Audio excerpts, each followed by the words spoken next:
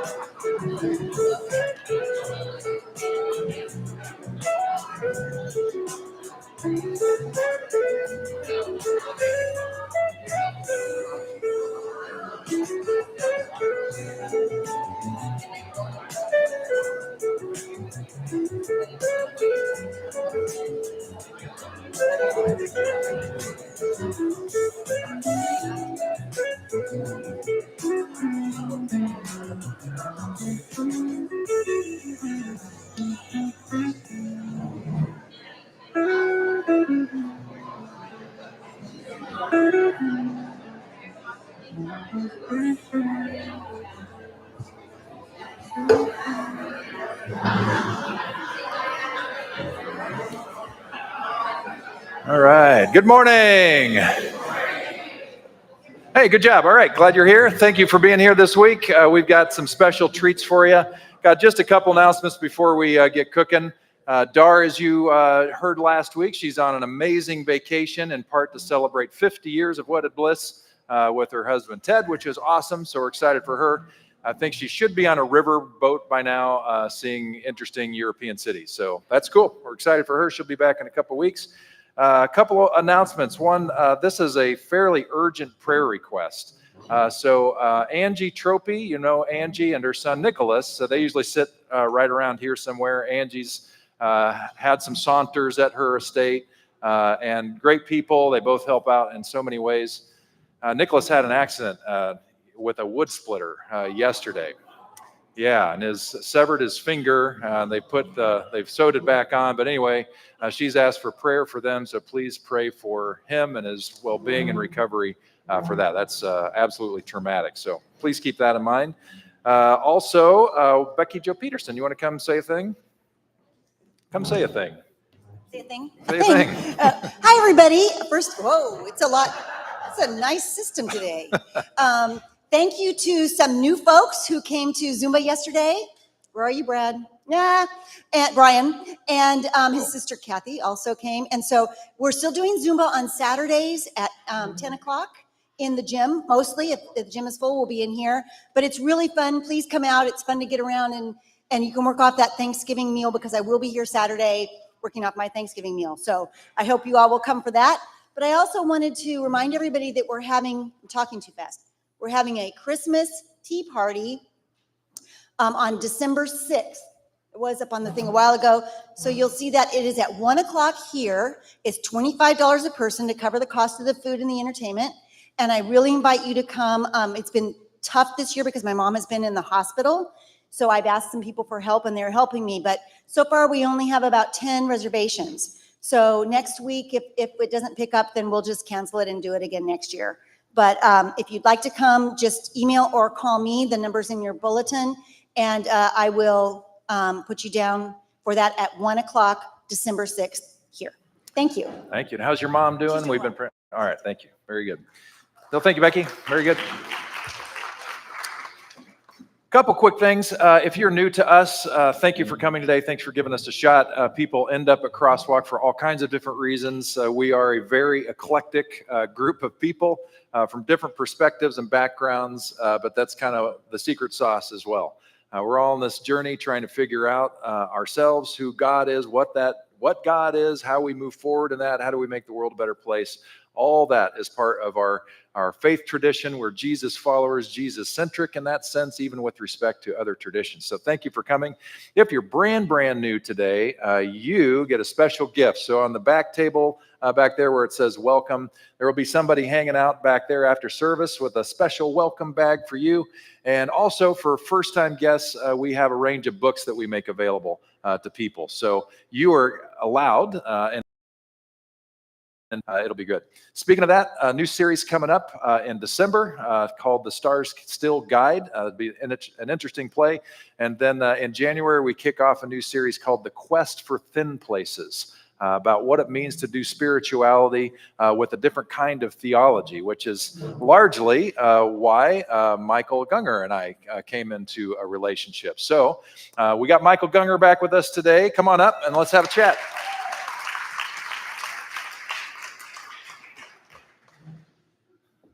Let's have a conversation first. First, proper hug. Good to see you.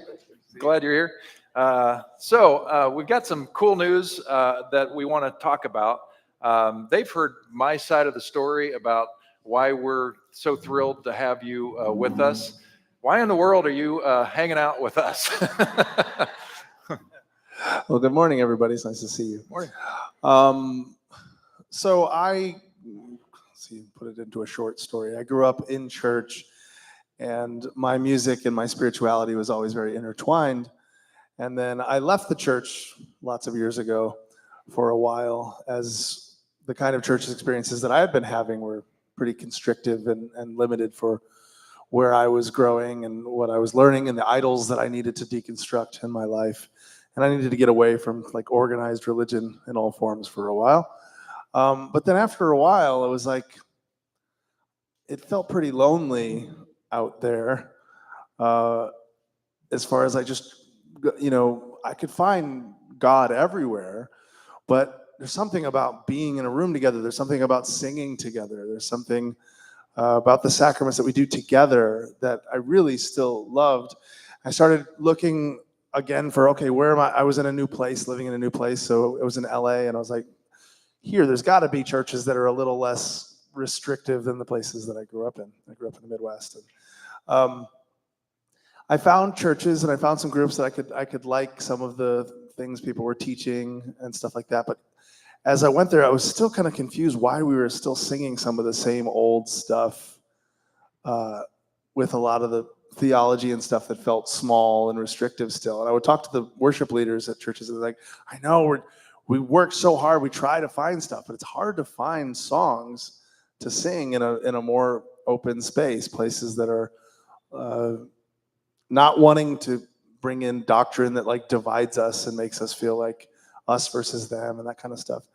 And so this project started. I've been dreaming with some other songwriters the last year or two about this thing I've been calling Mystic Hymnal.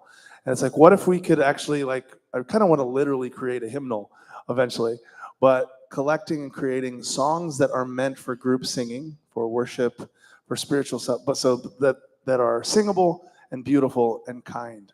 Because it's surprisingly hard to find music that's made for groups to sing, that's also musically interesting or beautiful, and that's also like what I would call theologically kind or unitive or based in love rather than dividing things.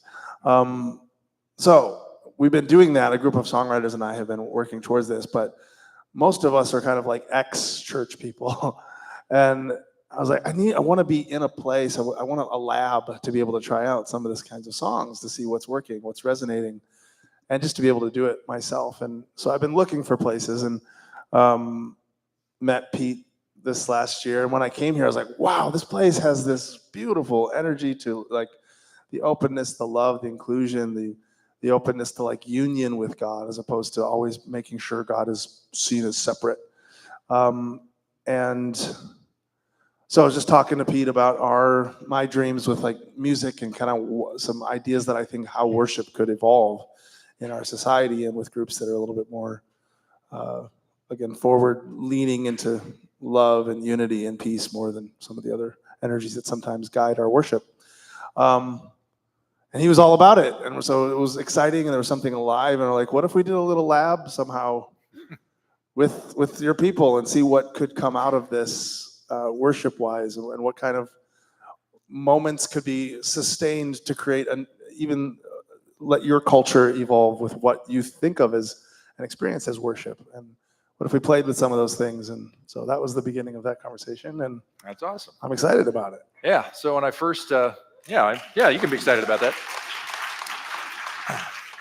So when we first started talking, I was kind of getting ahead of myself and just thinking, all right, we'll do whatever we can do to make it interesting for him. And so that first time you came in July, you were like, let's just make that our first date and see if we get along. And we did. And then we brought you back for a second date a month ago or so. And we still got along and sounded good. And you got to meet our board and have conversation with them. And so part of a priority that we made with our capital campaign was we wanted to carve out a little bit of money to help improve our overall worship leadership experience here, have a stronger worship team and all that. And we weren't exactly sure. We had some general ideas what we wanted to do with that, but they were intentionally fuzzy because we were kind of building the bridge as we were moving along, just sensing what is next. And then this conversation grew up and we seemed like-minded and resonate with each other. And so, long story short, Michael Gungor is going to be our artist in residence for the first 4 months in 2026, which is very exciting. Yeah. So Michael will be here a lot. You'll see him one more time in December to do a Christmassy thing on December 21st. And then you're going to see him a lot more in the new year as he leads, but also helps develop our own team of people, our musicians that we currently have, because as much as I would like, Michael's not going to be here forever for us. He wants to learn what he's doing and then help churches all over the place do the things that we're learning to do with him. And we've got great musicians here. So they are excited to work with him, and we want to rebuild a band. So if you can play rhythm guitar or keys or bass, we would really like to know that so that we can start in earnest on that in the new year. How does that feel to you? You're not just hearing about this. What do you think? No, I mean, that was part of what I was excited about too, is like a song is one thing, but like how do those songs get implemented in a local context is interesting to me too. And I just like this place. Cool. the love. And so I grew up being a worship leader. I was leading since the 2 and 3 year olds was my first gig at my church growing up. So I have a lot of experience like with worship teams, and I'm excited about seeing how these ideas of beautiful, singable, kind music, how it can also inflesh into a team and a culture of a place. So Awesome. it's exciting to me. Yeah. And I know we've talked about this, but what I've said to our current musicians is I'm looking to see how we can all become the you-iest we can be, and let the you-iest of our current people shine even more. And I think your experience is going to help us do that. So anyway, you want to hear him play a little bit and lead us? All right. Thanks, man. I'll shake your hand too. All right.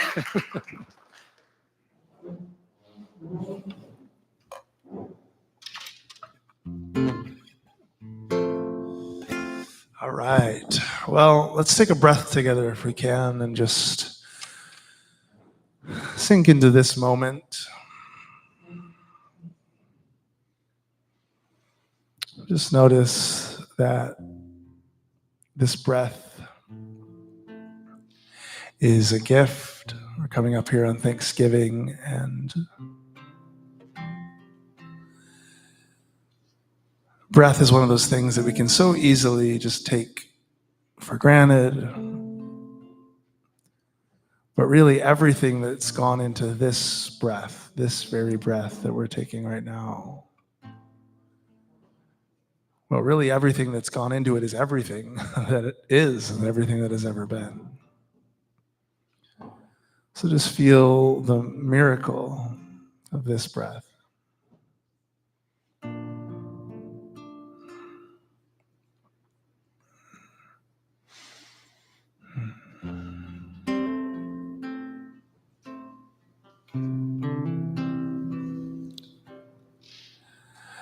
Let's sing this old hymn, Great is Thy Faithfulness, if you would. And just remembering the sacredness, the faithfulness of this breath that keeps being given life, breathing life. Great is thy faithfulness, O God, my Father. There is no shadow of turning with thee. Thou changest not, thy compassions, they fail not. As thou hast been, thou forever shall be. Great is thy faithfulness. Great is thy faithfulness. Morning by morning, new mercies I see. All I have needed, thy hand hath provided. Great is thy faithfulness, Lord, unto me.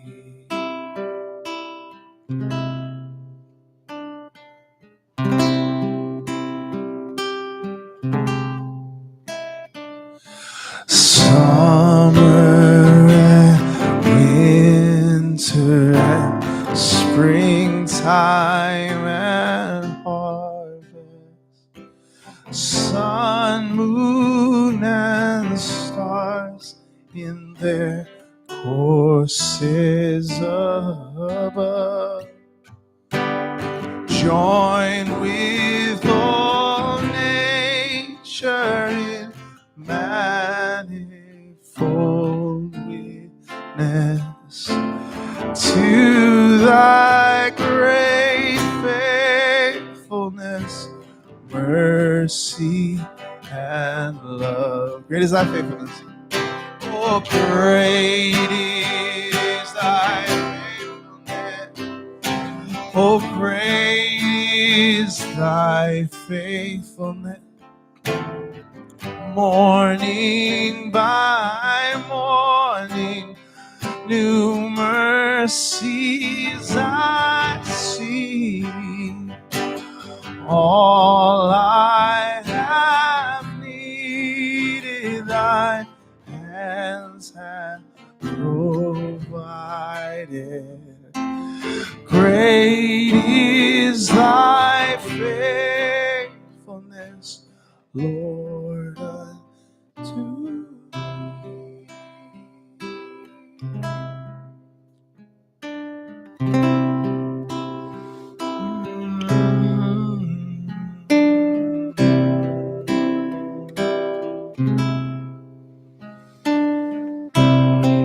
Let's do this last one. Great is thy faithfulness, O God, my Father. There is no shadow of turning with thee. Thou changest not, thy compassion they fear not. As thou hast been, thou forever shall be. One last time. Great is thy faithfulness. Oh, great is thy faithfulness. Oh, great is thy faithfulness. Morning by morning, new mercies I see. All I have needed, thy hands have provided. Great is thy faith. Great is thy faithfulness.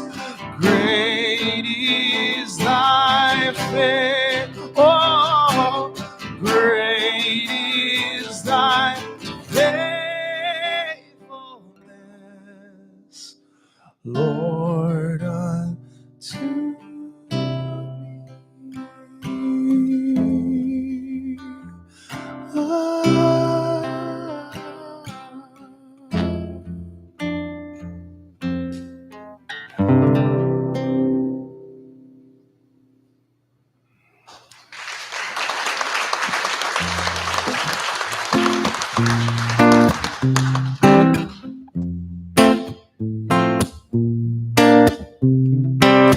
Open wide, oh, my heart is like an open sky.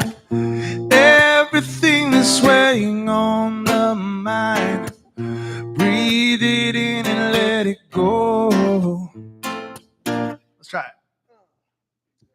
Open wide, oh, my heart is like an open sky. Everything is swaying on my mind. Breathe it in and let it go.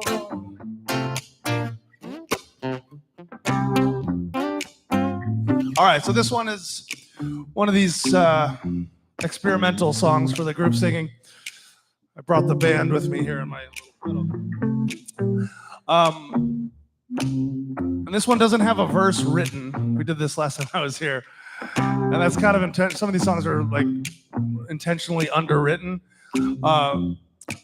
And this one is the idea is like what's actually weighing on the mind, not just like before I get here where I know what's actually on our minds right now, and kind of letting the chaos of that be felt.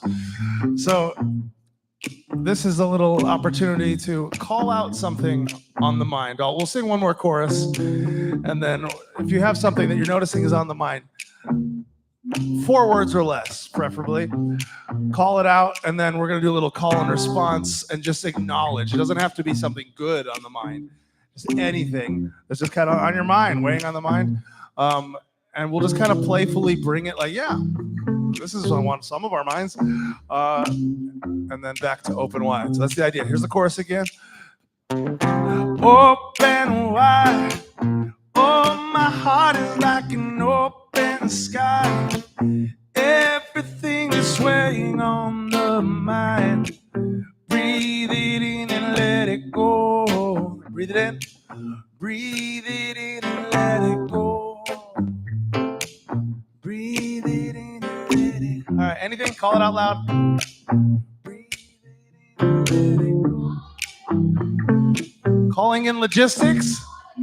Holiday logistics. Yeah. Oh, holiday logistics. Holiday logistics. So many holiday logistics. Holiday. Oh, holiday logistics. Here we go. Open wide.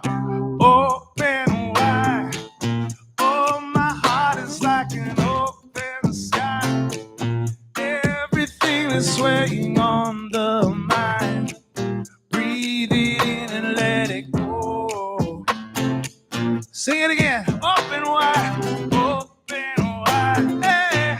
Oh, my heart is like an open sky. Everything is swaying on the mind. Breathe it in and let it go. Breathe it in and let it go. Breathe it in and let it go. What else? Teenagers.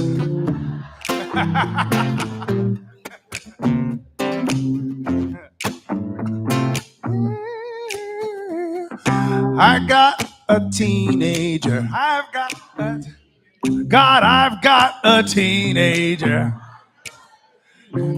I've got a teenager. I've got a teenager. Here we go. Open wide. Oh, open wide. Oh, my heart is like an open sky. Everything that's weighing on the mind. Breathe it in and let it go. Breathe it in and let it go. Breathe it in and let it go. I heard somebody say politics. You don't say. Yeah, that's what weighing on nobody's mind. All right. What the hell is going on? Oh, what the hell is going on? Politics. Oh, these politics. Oh, come on, open wide. Open wide. Oh, my heart is like an open sky. Everything that's weighing on the mind. Breathe it in and let it go. One more time, open wide. Oh, yeah. Open wide. Oh, my heart is like an open sky. Everything that's weighing on the mind. Breathe it in and let it go. Breathe it in and let it go. Breathe it in and let it go. Breathe it in and let it go. Breathe it in and let it go. Breathe it in and let it go. Breathe it in and let it go.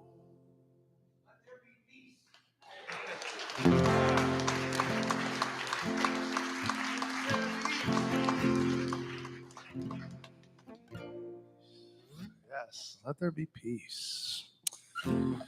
All right, so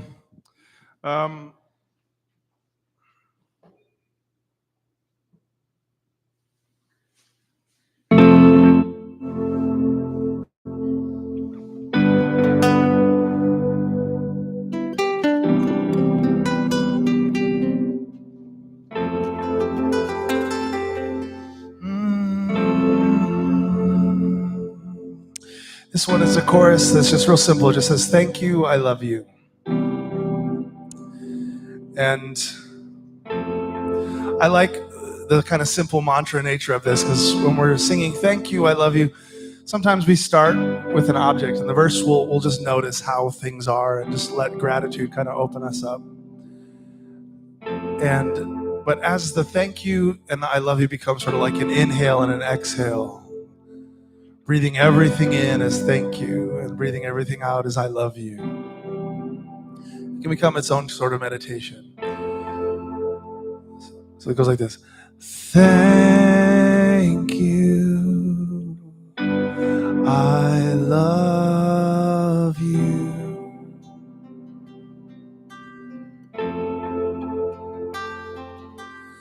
Thank you, I love you. Try singing that with me. Thank you, I love you.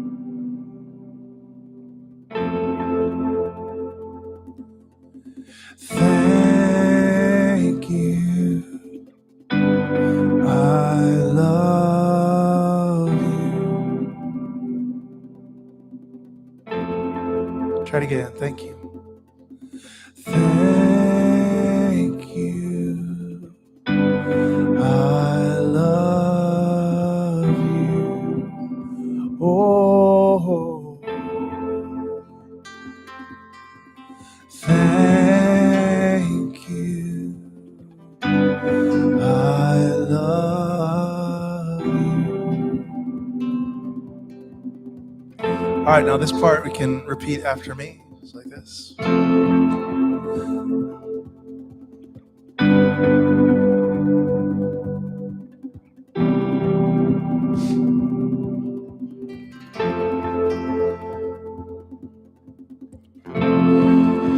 The breath in our lungs, the breath in our lungs, the beat of my heart, the beat of my heart, the passing of time, the passing of time, the light and the dark, the light and the dark. Thank you, I love you.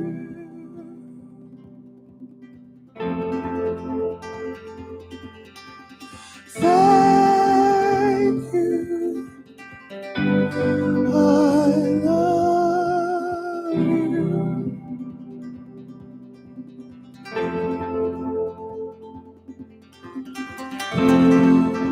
The scent in a life, the scent in a life, the coolness of rain, the coolness of rain, the voice of a friend, the voice of a friend, the bliss and the pain. Thank you. Thank you, I love you.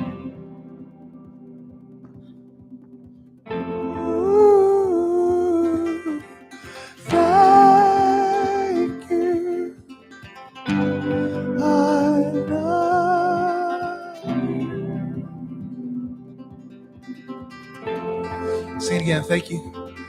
Oh, thank you, I love you. All that I can see is love. Thank you, I love you.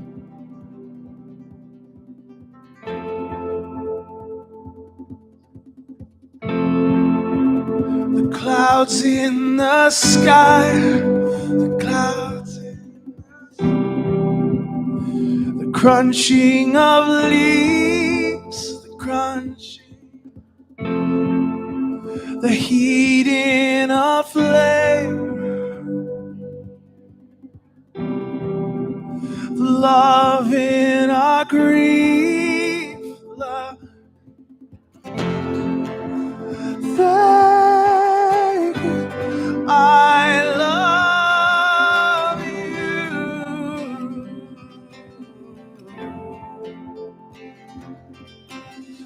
Thank you, I love you.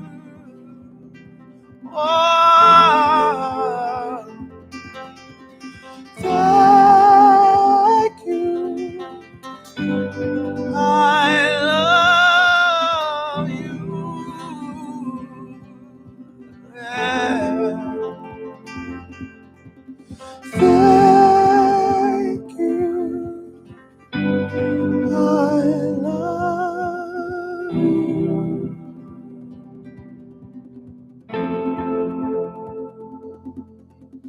Thank you, I love you.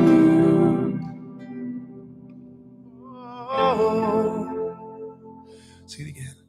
Thank you, I love you. Every breath. Thank you, I love you.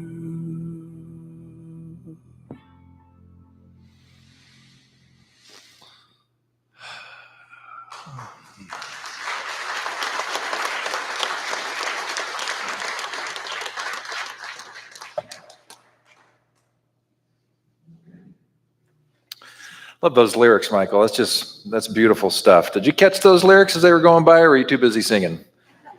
The breath in our lungs, the beat of my heart, the passing of time, the light and the dark. Thank you, I love you. The scent of a lime, the coolness of rain, the voice of a friend, the bliss and the pain. Thank you, I love you. The clouds in the sky, the crunching of leaves, the heat and a flame, the love and our grief. That's just rich stuff. Thank you, thank you. Good stuff, man.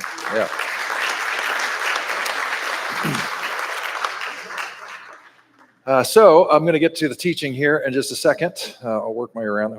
Hopefully none of these buttons are going to be problematic. Someone's invading my space. Someone's invading my space. And I'm glad.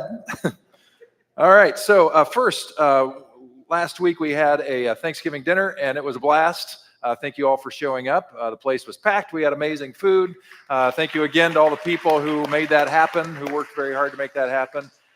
And we raised a little bit of money. So we really counted, because we started to make a plea in earnest the Sunday before. And then so the Sunday, the 6th, the 9th, through the Sunday, the 16th, looking at that as a window, we raised $57,418. So thank you for that. And a couple of those had to do with some stuff like I was hoping we would think about, some estate-type money that came in that people were able to invest with us because they believe in what Crosswalk is all about. So thank you for your generosity. None of anything Crosswalk does is funded by some outside, mothership thing. It's us. And so thank you. We are Crosswalk because you are Crosswalk, and your generosity makes all that happen, including this new artist in residence idea, which is fun and interesting, and who knows where it's going to lead, but I'm excited about it. So anyway, we're also looking forward, just another thing on that. One of the things that Michael wants to try out is a night of worship. We talked about that the first one will be at the end of January, a Saturday evening, and just try on all kinds of stuff where it's just us coming together and doing the kind of things that we just did. So I'm looking forward to seeing what that's going to do too. Should be great. All right. So we keep on going with the Sermon on the Mount stuff. And today, at first glance, seems simple enough. Here's Jesus. There he is. And the golden rule: do to others whatever you would like them to do to you. This is the essence of all that is taught in the law and the prophets. I pride myself on finding artwork of Jesus that really captures what that first century Jewish man who had hard labor. So you can see in his soft hands, just how much hard work he did. And Jesus just got his highlights done for this particular photo. Anyway, we'll get back to why this picture of Jesus in just a bit. But this golden rule idea, everybody loves this golden rule. That's why it's the golden rule. We treat everybody like we want to be treated. It seems simple enough. Albert Schweitzer in the 50s won a Nobel Prize because he built some things about this. He said the first step in the evolution of ethics is a sense of solidarity with other human beings. He was a musician. He was a theologian, a pastor, and a physician. So he started a hospital for the poor in Africa, which is really quite powerful. Martin Luther King, he said, injustice anywhere is a threat to justice everywhere, because he recognized the solidarity of everybody. If we really want to do the golden rule, it means there are certain things we're not going to do to other pockets of society. And I love this. The original image did not have the injustice quote. It was just, the time is always right to do what is right. Isn't that great? Mahatma Gandhi, he also picked up on this theme. The simplest acts of kindness are by far more powerful than 1,000 heads bowing in prayer. Yeah, I love that. And of course, these particular people that we just saw were informed by their particular religious tradition. So multiple religious traditions celebrate this golden rule. Before Jesus, about a generation before Jesus, there was a rabbi who informed much of the Jewish world, was well known. Certainly Jesus was aware of his teaching and wisdom. His name was Hillel. And one person comes up to Rabbi Hillel and says, a skeptic, he was a non-Jewish person and kind of didn't know if he bought into this whole Jewish stuff. And he said, I'm going to stand on one foot and you explain Judaism to me. And Hillel responded this way: what you yourself hate, do not do to your neighbor. This is the whole law. The rest is commentary. Go and learn it. It's basically the golden rule, but coming at it from a different angle. But this is not something that Judaism owns or Christianity owns, even though it came out of Jesus' mouth. Other traditions have similar things. When Confucius was asked for a single word to sum up the rules of life, he answered, "Is not reciprocity such a word? What you do not want done to yourself, do not do to others." In Jainism, we get it this way: a man should wander about treating all creatures in the world as he himself would be treated. I love the expansiveness of this. So it's not just people, it's the planet, it's everything. Because we're connected to the planet. We're not separate from it. That's a beautiful, beautiful thing. Hinduism, which predated Judaism significantly, we get this: people gifted with intelligence and purified souls should always treat others as they themselves wish to be treated. Now, this is important because when I was a kid growing up in church, we kind of made Jesus out to be the real author of the golden rule.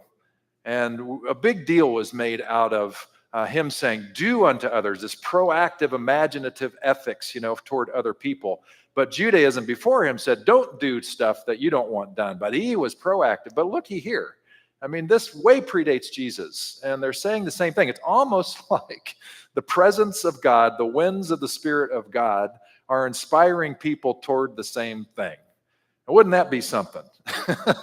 Isn't that obvious that that's what the divine would be doing in all cultures and creeds, wanting to say the same lovely thing to inspire us toward that same goal? Centuries after Jesus did his ministry, Muhammad was remembered saying this: none of you truly believes until he wishes for his brother what he wishes for himself.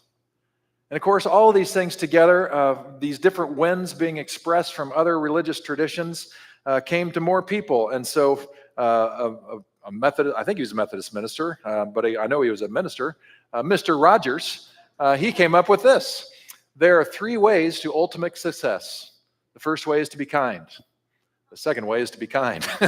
The third way is to be kind. I think he's right about that. John Wesley, who he and his brother started Methodism. If you know anybody who went to a Methodist church, you can thank him. He says it this way: do all the good you can by all the means you can, in all the ways you can, in all the places you can, at all the times you can, to all the people you can, as long as ever you can.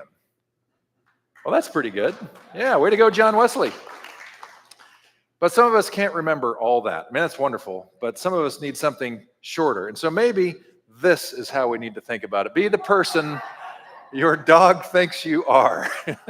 Am I right? Absolutely. By the way, if you've ever met Chelsea Wagoner, Gordon and Ann's dog, that's kind of a spitting image of Chelsea if I've ever saw one. Yeah, beautiful little dog and loves us. So the golden rule, everybody gets it. Everybody agrees with it. We all love it. That's what we should do as we go into Thanksgiving week. It's what we should all be about. Love people, be our best selves. It all makes sense, doesn't it? It seems kind of obvious. There's not much really more to say, is there? So I'm going to give you a lot of time back today because it seems so simple. Unless it's not. Unless there's more here. Because I can't help think about Ed. Not Ed Edwards, our beloved Ed Edwards. I'm thinking about a different Ed. I'm thinking about Cousin Eddie. Everybody knows a Cousin Eddie of different forms and shapes and all that. But Cousin Eddie, if you've never seen Christmas Vacation, then you clearly don't have a television or cable because this has been on repeat for about 40 years, this movie. Cousin Eddie shows up in his dilapidated RV with his family in tow, surprising the Griswold family at Christmas. He does not come from the same world that the Griswolds do. He's got different ideas about everything, just kind of living his life out loud. This is the guy that, when he comes in for a hug to his to Clark's wife, he wants more than a hug and tries to kiss her and all this. It's just creepy all over the place. He doesn't really understand, boundaries and all that. He kind of offers some ridiculous things and here and there and all that, does weird things. And interestingly, not spoiler alert coming in case you haven't seen the movie, if you're the one person in the world that hasn't seen the movie, he ends up being the hero of the whole thing, right? And so all of us kind of probably have some ideas about some Clark Griswolds. And the reason I bring out, or Cousin Eddie, and the reason why I bring up Eddie is, if Eddie reads the golden rule, Eddie's going to interpret the golden rule according to Cousin Eddie's worldview and mindset. And it could very well be that we might want to get a little anxious about that. Because if we've invited Cousin Eddie to dinner, or we know we're going to see Cousin Eddie at dinner, and we encourage everybody around the table to follow the golden rule, Eddie might do it. And we might not be happy about that. Do any of you know a Cousin Eddie that, they're invited to dinner and you're just not sure what's going to happen with that person? Yeah, right. But here's the thing, especially knowing that Cousin Eddie is actually, this adorable character in the story. What if you are Cousin Eddie to somebody else? Isn't that possible? That maybe we're the Cousin Eddie. And like the actual Cousin Eddie and the character has no idea he's Cousin Eddie. He's just Eddie, being Eddie. What if we're the same?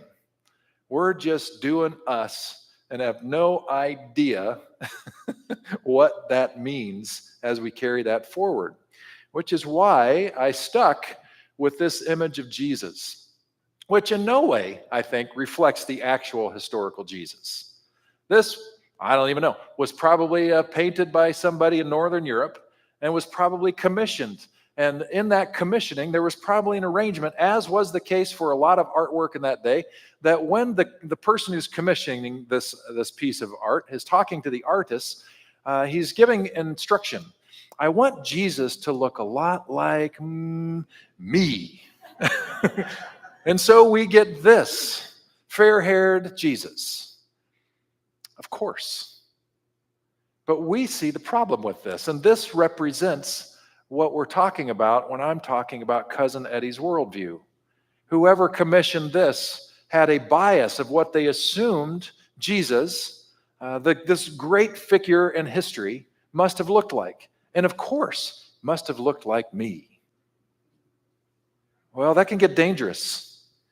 Amy Jill Levine says this: Without the full biblical context of the Golden Rule, especially the gospel's interest in higher righteousness, loving enemies, and avoiding hypocrisy, the three major things that Jesus also talks about in the Sermon on the Mount, the Golden Rule is easily deformed. She goes on to say, a missionary might think, because I would want to be a Christian and would therefore want to be disabused of my previous non-Christian culture, therefore I will not only take indigenous children away from their parents, but also forbid them from speaking their own language and worshiping their own gods. Do you see what's happening here? This person, this character that she's imagining, well, didn't imagine, this is actually history, is thinking, I want to do God's will. I'm going to follow that golden rule. And if I were that indigenous child, I sure wouldn't want to burn in hell. So I am going to do them a big favor and take them away from whatever tradition they know and are fed by, and I'm going to give them the right religion so that they get to go where I'm going in my way. And of course, we've done this through history, haven't we? In American slavery, some of the slaveholders wanted to ask their slaves to be grateful that they were slaves, because if they'd have stayed in Africa, they wouldn't have heard the gospel of Jesus and would never have become, in their words, saved. So they ought to be grateful. It's atrocious how we do mental gymnastics based on our worldview, based on our biases. And of course, we see things happening with this. On the politics verse, what the hell is going on? You know, I mean, that's exactly the right phrase for this moment, because we see kind of a reversal in things of people saying, well, women should only be this. And we got to wonder, where is that coming from? It can only come from a particular bias. So there's danger here. And she goes on to say, Amy Jill Levine, in evangelizing and being the light of the world and to the world, one does well to show what is right with one's own tradition, not what is wrong with someone else's. One evangelizes, which means to share good news by love, not by compulsion. So that whole thing got me thinking, and that horror story about the indigenous children, and I know that that's a possibility, and it was a reality here in the United States and in Canada for sure. That's an atrocity. How can we prevent that? And so I'm wondering, for ourselves, you and I, Cousin Eddie's in the room, how can we grow? How can we become more aware of those things which might compel us in a direction that is not shalomi at all, does not reflect at all what Jesus is talking about? How can we avoid thinking that we're doing the golden rule, doing unto others as we wish done to ourselves, without violating somebody else and the golden rule itself? And so this past week, I was reminded in an email I got from Center for Action and Contemplation, Brian McLaren, who was a prolific author, had some comments about this. He's written a ton of books, and he himself has a journey similar to Michael's and mine, where had some challenges with some previous ways of thinking and grew through that and got in trouble because of those things and talking about those things. And now he is actually helping run Center for Action and Contemplation. And a part of the daily devotional that we get, if you get that too, maybe you came across this very same thing. He talks about different biases that we struggle with as people. And I think it's important for us to recognize the biases that are out there for a couple of reasons. One, if we know that they're out there, then we know it's something that maybe we need to take a look at. Maybe it's something we can work on so that when we go to play out the golden rule and put that into action, imaginative ethics is a fancy word for that, then we will do it the most lovely way possible. But if we don't know what kind of biases we struggle with, all of us as human beings, we're more prone to just keep on keeping on the same way. Does that make sense? So I'm going to buzzsaw through these. I timed this out because there's a lot of them that he identifies. I timed it out. If I don't get distracted, which I never do, this will only take about 5 minutes to get through these. But here's why I want to do it. I want you to be informed about it so you see it. Some of these are going to stick with you and resonate with you. Some of these are going to be like, oh, I know somebody who that is. And guess what? It's also you. And just to be aware of it, that we might be humbled, that we might get off our high horse and realize that we are all works in progress, that we constantly need to wonder how we've been shaped and formed because it is informing everything we do and think. And then also, as we read through these, recognize that every other human being we're going to come across struggles with the same stuff. Maybe if we recognize that, we'll be a little bit more humble ourselves and treat others with humility. More curious than blaming. Okay, are you ready? Here we go. Take a deep breath. Here we go. The first one we have is confirmation bias. We judge new ideas based on the ease with which they fit in with and confirm the only standard we have: old ideas, old information, and trusted authorities. As a result, our framing story, belief system, or paradigm excludes whatever doesn't fit. When Jesus talked about what he was bringing was new wine and you couldn't put it in old wineskins, that's what he's talking about. Had to do with confirmation bias. The next one we have, complexity bias. Our brains prefer a simple falsehood to a complex truth. Community bias. It's almost impossible to see what our community doesn't, can't, or won't see. Racism in America, anybody? That's one of these, community bias. The next one, complementarity bias. If you are hostile to my ideas, I'll be hostile to yours. If you are curious and respectful toward my ideas, I am more likely to respond in kind. Competency bias. This one's really interesting for our day and age. We don't know how much or little we know because we don't know how much or little others know. In other words, incompetent people assume that most other people are about as incompetent as they are. As a result, they underestimate their own incompetence and consider themselves at least of average competence. This, I think, has really risen in the age of the Google, right?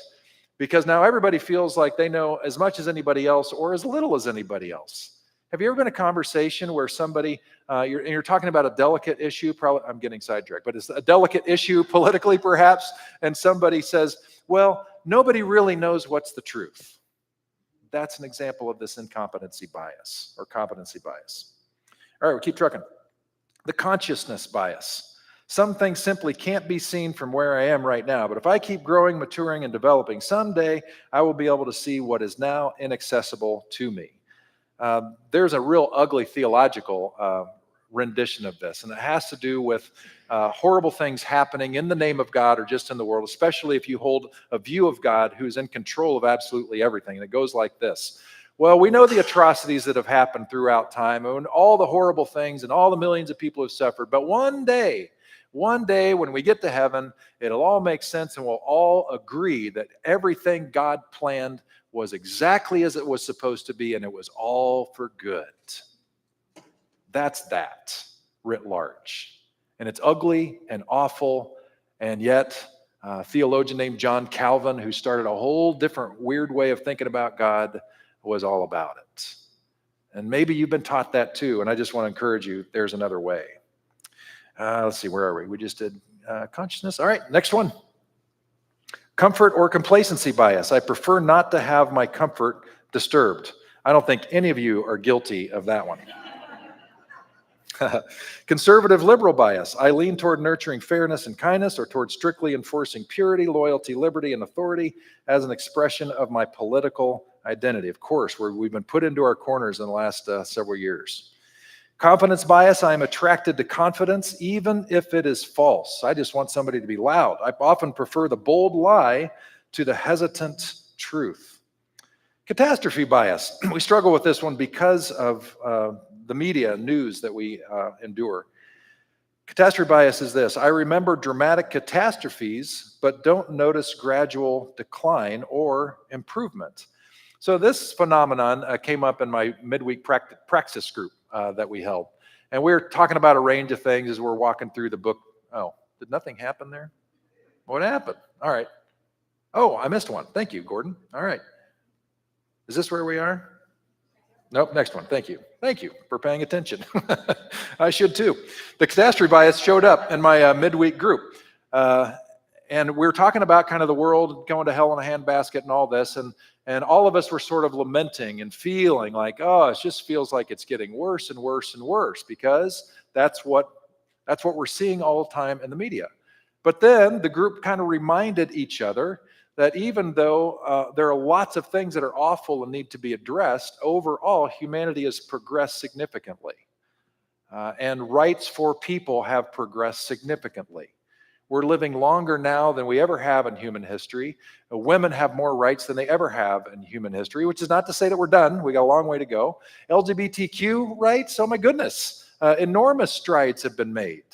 Here in this church, you can be a woman and you can rise to any level of leadership, including the senior pastor in this church. That's remarkable. Our Board of Stewards leader right now is Pam Gums, and she happens to be a woman. And our vice chair is Angie Barker Jackson, also a woman. That means for the next 2 cycles, we know we have women at the top, which is awesome. And same goes with LGBTQ. Here, there is true equality and openness for everybody to experience that. That is a sign that even though it feels like the world is going nuts, there is a trajectory that is good and positive, and we can't lose sight of that. The next one has to do with contact bias. Oh, this is so true. When I don't have intense and sustained personal contact with the other, my prejudices and false assumptions go unchallenged. The cash bias. It's hard for me to see something when my way of making a living requires me not to see it. Probably every industry has this. I know this happens with clergy. Part of the delicate dance that we did here as Crosswalk evolved from where we were to where we are. It's kind of crazy because, I'm bringing up questions over 25 years, talking about different things and wondering about things. And I know I'm making people very uncomfortable. And the people I'm making uncomfortable, I should have thought this through, are actually paying for my salary and my life here. It's like, you moron, what are you doing? You're gonna lose everything. But it worked out. So that's nice. But how much does the cash bias cause other people to stop? We think about that with politics. Why aren't people saying what needs to be said? It's because there are purse strings involved. In every system, this is the case. The cash bias is there. The conspiracy bias. Under stress or shame, our brains are attracted to stories that relieve us, exonerate us, or portray us as innocent victims of malicious conspirators. The next one, constancy baseline bias. Early in life, our brains set a baseline of normalcy based on what we constantly experience day to day. What our brains determine as normal or constant becomes acceptable to us. Later in our life, our baselines may be reset with a new normal because becomes our constant experience. This is the flip side of the catastrophe bias. We sort of gradually morph into the new. And frankly, that's a lot of how we have become the Crosswalk that we are. Just a couple more. We have the certainty closure bias. Oh, I've been guilty of this. Our brains find it difficult to rest when we feel uncertainty. So we would often rather reach for premature closure on an unwarranted certainty than live with the appropriate uncertainty.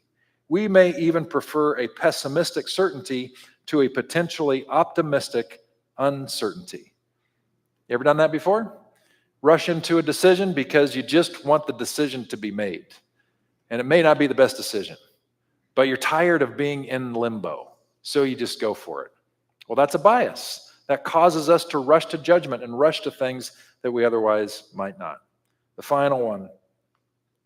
All right, 7 minutes. The final one.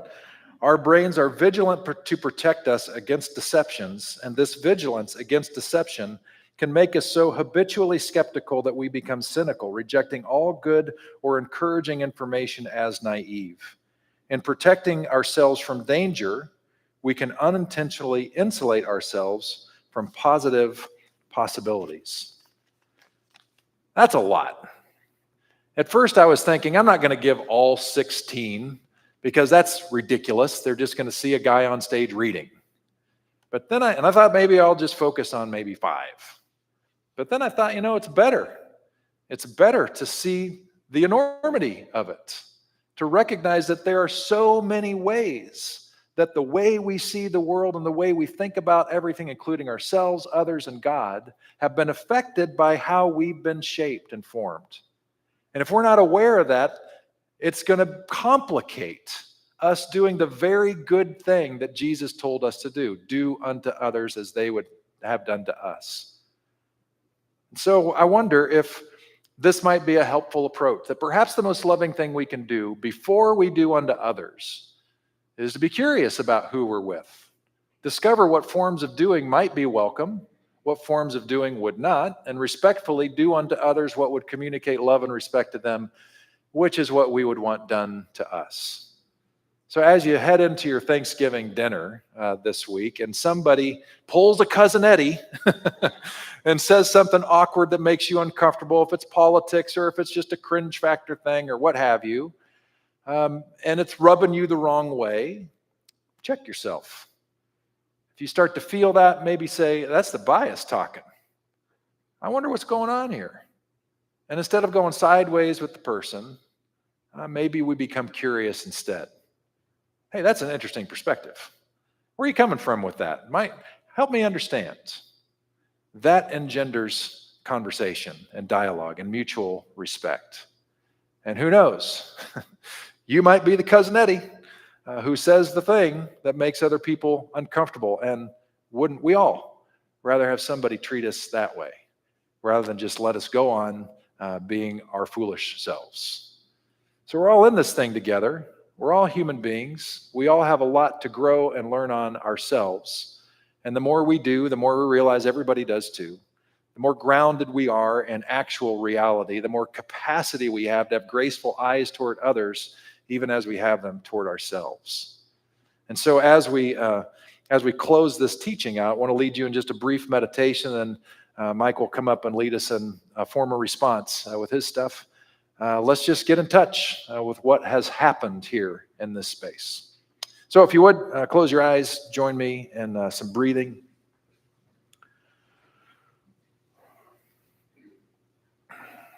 And as you breathe, I want you to identify, if possible, one or two things that stuck for you today. Could be in the music, could be in the teaching, could be one of the quotes on the slides. What caught your attention? Just acknowledge it. Maybe it was one of the biases really hit home.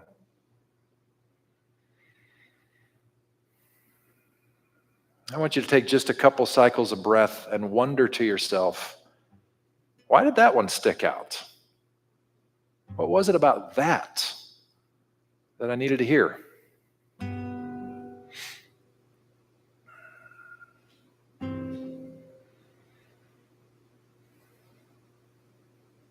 Now, I'm biased. My bias is that I believe that the Spirit of God, divine breath, is at work in this space. And that even if you have a difficult time acknowledging a source of that breath, the nudge that we feel at times is real. And our understanding of love and compassion is real. So I'm wanting you to think maybe love is behind the nudge. Maybe kindness, the Spirit of God, is behind bringing these few things to your attention, because this love knows you and loves you and wants you whole and restored. I think the divine continues to whisper. And I'm wondering now, what is that whisper inviting you to do in response to what you've experienced so far today? Is there a thing? Is there just an awareness?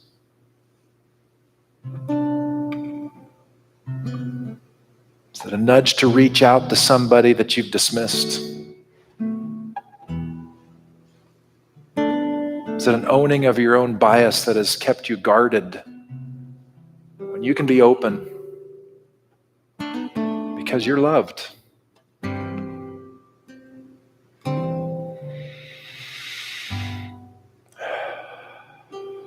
Spirit of God, continue to breeze through this place.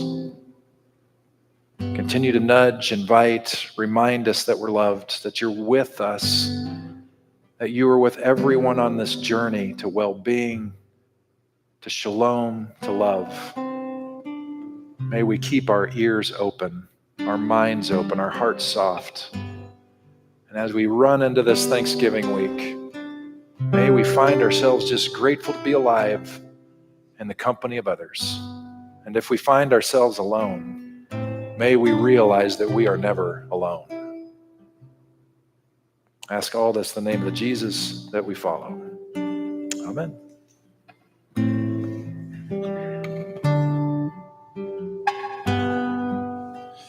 May you be well,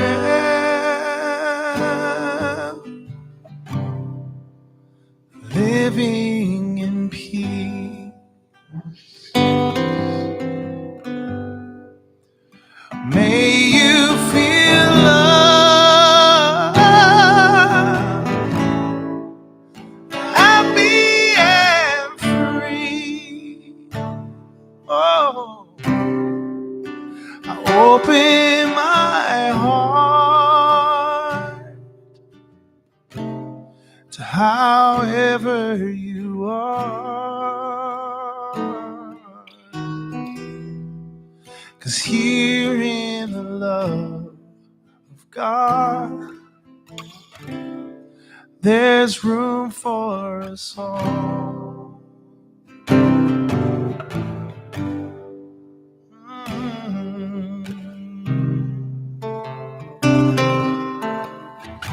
I just think it goes, may you be well, living in peace, living in peace. May you feel love. May you feel love, happy and free, happy and free. Open my heart to however you are. I open my heart to however you are. 'Cause here in the heart of love, there's room for us all. There's room for us all. Let's sing one more time and just see how wide this love can be felt in your heart. See if there's anything that feels like it's outside of this love. Anybody, any of that ediness in yourself or your neighbors, your family. And just see if love could sing through you now. This place in your heart that is already love. May you be well, living in peace, living in peace. May you feel loved. May you feel love,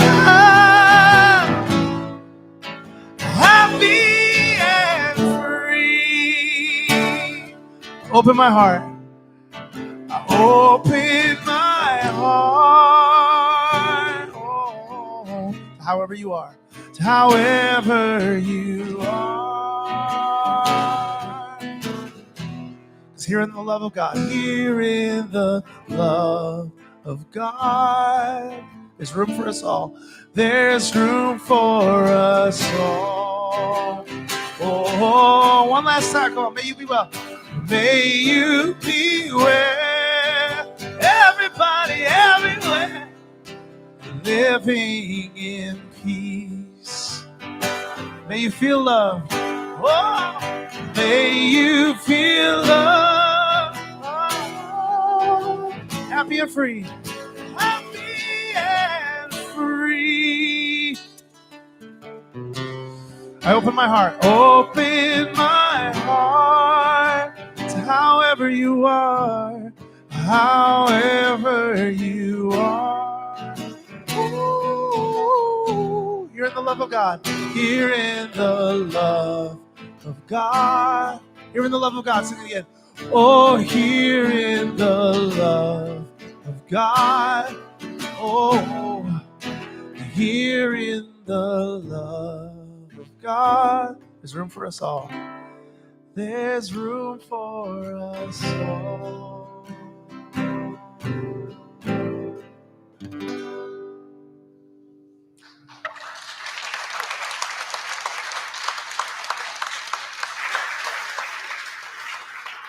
Hey, that's what we got for today. Thank you so much for coming. Hope you had a great experience. We'll see you next week. All right.